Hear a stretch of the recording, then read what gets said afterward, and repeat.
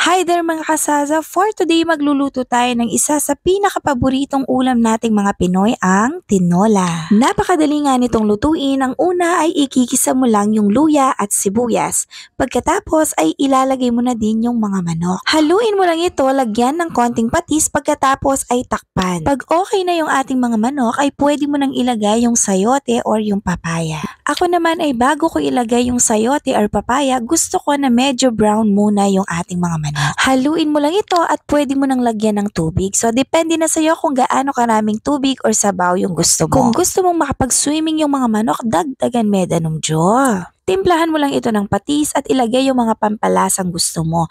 Ako, nilagyan ko ito ng Knorr cubes at konting mahika. Lagyan ko nga rin ito ng ginger powder para naman talagang lasang-lasa ko yung luya. Nuko, Jo, babaho ko na yung tinola, bukal-bukal yun. Pag kumukulo na nga yung ating sabaw, ay ilagay na yung ating mga siling haba at jodeng masustansyang malunggay. Hayaan lang ito ng ilang minuto at habang naghihintay tayong maluto ang ating tinola, shoutout muna kay Lola Amanda Arceo, watching from Bungang Ginto. Hello po, Lola! Nuko, Jo, kanyaman ng kanyaman o nanupata, manganta na, Jo. And that's all for today mga kasaza. Have a happy tummy!